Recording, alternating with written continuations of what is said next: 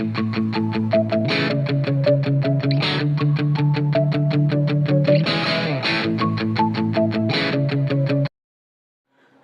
मेरे दोस्तों, ये वीडियो मैं क्लाइमेट चेंज के ऊपर बनाने वाला हूँ। अब से मैं ये सोच रहा हूँ कि मतलब जो बाकी की वीडियो मैं क्लाइमेट चेंज पर ही बनाऊँ। और मुझे मतलब थोड़ा सा मतलब यूएन ने मतलब जो मेरी लास्ट क्लाइमेट चेंज की वीडियो थी उस पर थोड़ा डिस्क्लेमर टाइप भी डाल रखा था।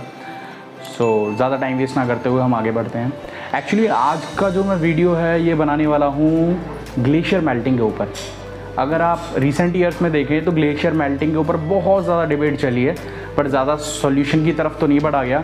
बट हाँ, डिबेट्स काफ़ी चल रही हैं। अगर देखा जाए 1990 से तो काफ़ी सारी इंटर मीटिंग्स हुई, उसके बाद में काफ़ी सारी मतलब इंटरनेशनल मीटिंग, और आपका जो पेरिस डिक्लेरेशन था वो हुआ, और COP हुआ।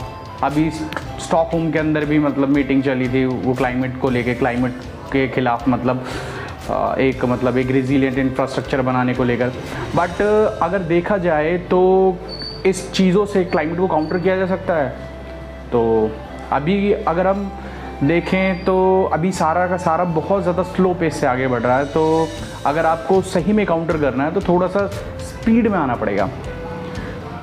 ओके, सो अगर आपको सॉल्यूशन की तरफ जाना है तो सॉल्यूशन की तरफ आपको जाने के लिए क्या होता है, पहले एक स्ट्रैटेजी होती है, स्ट्रैटेजी के बाद में आप उसको इम्प्लीकेशन पे लेके आते हो और फिर आप उसको फॉलो करते हो। बट हमारे यहाँ पर क्या हो रहा है, जो ग्लोबल कम्युनिटी है वो भी क्या कर रही है कि स्ट्रैटेजी बनाती है, स्ट्रैटेजी के बाद में इम्प्लीकेट नहीं कर पा रही है। क्योंकि वहाँ पर क्या है कि जितनी भी मतलब ग्लोबल कम्युनिटी में देश हैं, सबका कुछ ना कुछ मतलब प्रॉब्लम है। अगर देखा जाए, अगर आज की डेट में अगर आप कार्बन फुटप्रिंट देखें तो अब तक इंडिया का जो कार्बन फुटप्रिंट के अंदर टोटल मतलब इंडिया का वो है जो मतलब टोटल इंडिया की तरफ से वो सिर्फ 4% है, और 11% का चाइना की तरफ से कार्बन फुटप्रिंट है। और बाकी का अगर आप देखें 85% वो वेस्ट का कार्बन फुटप्रिंट है। और वो लोग अब ज़्यादा प्रेशराइज कर रहे हैं एशियन कंट्रीज़ को कि हम लोग ज़्यादा मतलब कार्बन रेजिलिएंट और मतलब ये जो ग्लोबल वार्मिंग मिटिगेशन की तरफ बढ़े। बट इसके लिए जो ज़्यादा सॉल्यूशन ये रहेगा कि सारे मिलकर चलें। और आपको पता है जो डेवलपिंग नेशंस हैं उनके पास में थोड़ा फाइनेंशियल क्रंच है और एकदम से किसी दूसरी चीज़ की तरफ शिफ्ट होना भी बड़ा मुश्किल होगा। तो उसके लिए ज़्यादा बेटर ये रहेगा कि वो लोग हमें फ़ंड प्रोवाइड करें। और फ़ंड की भी बात क्योटो प्रोटोकॉल में हुई थी, बट उसमें आज तक कोई सोल्यूशन नहीं है। और जो फ़ंड दिया भी जाता है वो इतना कम होता है कि उसमें आप ट्रांजिट में नहीं जा सकते हो किसी दूसरी तरफ। तो एक चीज़ और कि इस मुद्दे से हटकर मैं बताता हूँ आपको एक्चुअली में इस चीज़ का सॉल्यूशन क्या हो सकता है ग्लोबल वार्मिंग का। देखिए, ग्लोबल वार्मिंग के अंदर जो सबसे ज़्यादा जो इम्पैक्टफुल गैस है वो कार्बन डाइऑक्साइड नहीं है, वो है आपकी मीथेन। क्योंकि अगर आप 20 ईयर्स के टाइम फ्रेम पर देखें तो जो मीथेन है वो 20 गुना ज़्यादा मतलब एक तरीके से हीटिंग करती है कंपैरेटिवली CO2। और देखा जाए मीथेन का सबसे बड़ा सोर्स क्या है, एग्रीकल्चर। उस पर ज़्यादा कुछ किया नहीं जा रहा है। मतलब बातें चल रही हैं कि मतलब कार्बन स्मार्ट एग्रीकल्चर होगा, सस्टेनेबल एग्रीकल्चर होगा, बट कैसे होगा? क्योंकि जो इक्विपमेंट हैं, जो टेक्नोलॉजी है वो तो काफ़ी महंगी है। अगर इंडिया के अंदर देखा जाए तो जो per capita methane gas production है वो बहुत ज़्यादा है।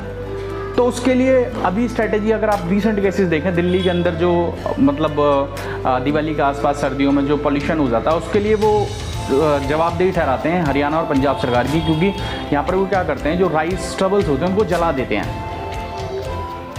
अब इस चीज़ का आप बताइए कि राइस स्टबल्स को उन्होंने जला दिया, उससे क्या हुआ, एकदम से पॉल्यूशन बढ़ा। पॉल्यूशन की वजह से मतलब एक स्मोक लेयर आ गई।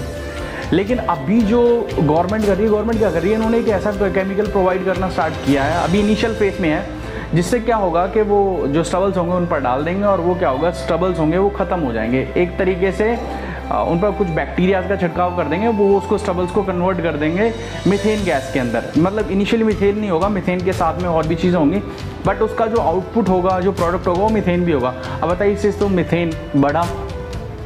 आप इनिशियल सॉल्यूशन के चक्कर में आप क्या कर रहे हो, लॉन्ग टर्म परेशानी को बढ़ा रहे हो। तो इसकी तरफ सॉल्यूशन ये हो सकता है कि किसी भी चीज़ में ना, किसी भी इंफ्रास्ट्रक्चर को, किसी भी टेक्निक्स को अपनाने में टाइम लगता है, लेकिन वो जब धीरे धीरे फर्दर ऑन होती है तो फिर हम उसके लिए थोड़ा सा अडेप्टेबल हो जाते हैं। तो अगर आप देखें लास्ट डेकेड्स में तो मतलब क्या था कि लास्ट डेकेड्स में मीटिंग होती थी कि जो हीट होती है, हीट एक सराउंडिंग या फिर एक सिस्टम के अंदर ही होती है और ये ज़्यादा बियॉन्ड ट्रैवल नहीं करती है। बट अभी कुछ 10-20 साल में फिनोमेना आया ग्लोबल वार्मिंग का, जिसमें क्या है कि हीट आपकी बिल्कुल बियॉन्ड जाकर भी गर्मी फैला रही है। अगर कहने का मतलब, अगर आप इंडिया में अगर आप ज़्यादा पोल्यूशन कर रहे हो और ज़्यादा हीट प्रोड्यूस कर रहे हो तो उसका इम्पैक्ट होगा, उसकी रेडिएशन होगी, वो जो आर्कटिक के ग्लेशियर्स हैं उनको ही मेल्ट कर रही है। तो इसके लिए एक कलेक्टिव प्लान की ज़रूरत है, क्योंकि ये इंडिविजुअल लेवल पर नहीं हो पाएगा।